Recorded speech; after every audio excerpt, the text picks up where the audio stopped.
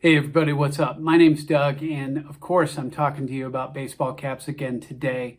And the topic in particular is manufacturing sites for these caps.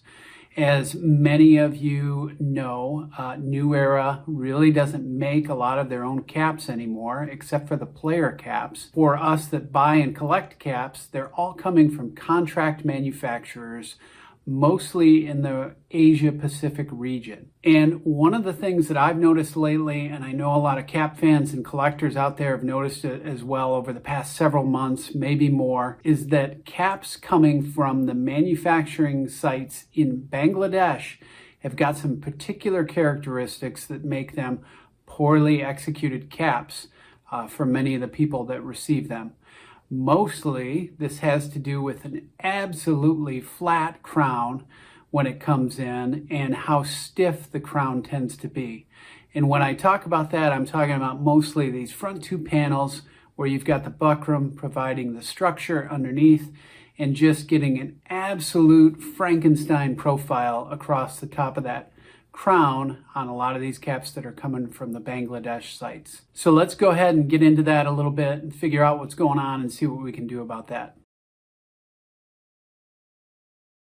So one of the biggest things in hat making is that the initial shape of your hat comes from the initial blocking. That's what hat makers call it. If you hear about the development of a fedora or a classic Stetson cowboy hat, a lot of people refer to how the cap was blocked initially. If you're working in a bespoke cap like that, just like a tailored suit, sometimes there's a very skilled individual who's blocking a classic hat like that for you. So in the world of baseball caps, of course, it's a lot more automated. They have machines that do this. They have forms that do this, that basically put the cap on a form. They hit it with some steam and some blocks that give it that shape and kind of pull it down over the form. And really, that's what sets the initial shape, because you've got this heat moldable fiber inside of the buckram that's kind of woven in there. And so that takes a shape and a set. And it's also the reason why I can provide a lot of videos that show you how to reshape that to your liking. So whatever fixtures they've set up, whatever forms and tools, in how many contract manufacturers that New Era uses there, they are providing that initial shape to the cap. And therefore, when it is packaged and then shipped, it's also accentuating that shape, because it probably stacks very nicely to have everything flat across the top of the cap. And then it's further accented by the fact that a lot of times in a very crowded store, there's lots of caps. They're stacked right on top of each other. They nest. It kind of reinforces that shape that it starts out with.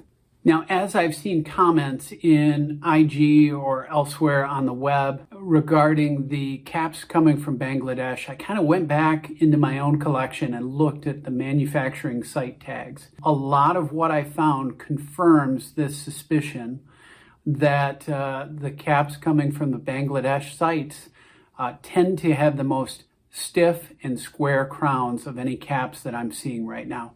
I would say that in contrast to a lot of made in China caps that I have, that they still don't have the same level of squareness when they've come in, based on the caps that I saw and the ways that I had to shape them to get them to be a good fit and comfortable for me to wear. Now, the amazing thing is that this appears to be very consistent. And I went back and looked, and any cap that I featured in a video where I've talked about either rounding the crown or steam shaping it, or anything like that, they all happen to have a Bangladesh manufacturing tag on them. So I don't think it's a coincidence. I think it's a pattern, and it's actually very consistent, which is normally what you look for in quality, is a consistency of the production. But in this case, it's kind of resulting in some caps that really need some work before I would like to wear them because of the silhouette that they offer. So when any vendor places an order with New Era, they're really at the mercy of New Era for deciding on where that capacity needs to be found to fulfill those orders. And I'm sure this happens on a very, very large scale, and they've got some large contract manufacturers out there. But I have seen an increasing trend of a lot more caps lately that I am receiving when I order online are coming from Bangladesh. So it appears to be maybe a large and growing part of their supply base. New Era is not very forthcoming, of course, about their contract relationships, but you might assume that with the consistency that they are showing, they could be all coming from the same facility in Bangladesh. Now, to evaluate one of these that I recently got, I got a black and white Chicago White Sox cap, courtesy of Hat Club, that combined the modern White Sox colorway with a late 80s design for the cap. Cool hat, but when it came in, it was absolutely Frankenstein profile, like I like to say, completely flat, like an aircraft carrier across the top, and it really had to be worked into shape. So I've done that, and I've utilized sort of a steam shaping method to do that. I've got a video out there that really shows you how to round the corners of the crown by exposing it to steam over a teapot or a saucepan pot of boiling water. You can do that as well. But really, you're just trying to hold it in place with your hands and sort of put a new curve on the corners of the cap. So the second way I've done that is to use a form inside of the cap while I steam it or treat it with a hairdryer and heat it and try and form that buckram.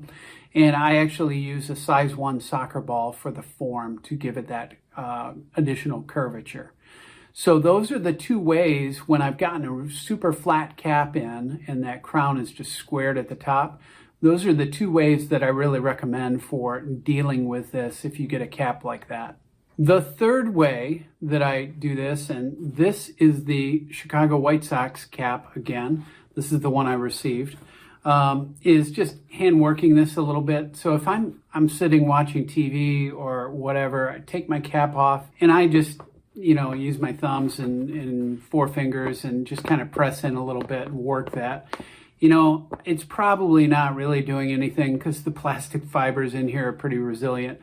But still, it makes me feel a little bit better that maybe I'm softening that crown a little bit. But in any case, I had to do a fair amount of work on this cap. Really, I've done the steam shaping.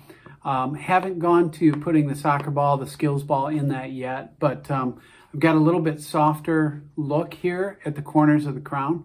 So this is getting better to a place where I feel more comfortable about the look and the silhouette when I'm wearing it. I still like the height and the volume of the crown, and that's why I prefer the standard 5950 compared to the low profile. Just got more room for my head to breathe in there.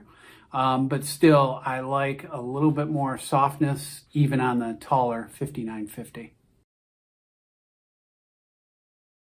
So that is all I had to cover today, was just that manufacturing trend that we're seeing with the caps and the fact that it appears to be coming consistently from one of New Era's manufacturing sites. If my sample of ordering caps is any indication, it seems like it's pretty widespread, but I'd love to hear in the comments what you're experiencing as well. So down below in the description, I've got links to my other videos that show you how to shrink, stretch, shape, otherwise edit and maintain your caps. So check those out if you're interested. And as always, thank you for watching, and we'll see you next time.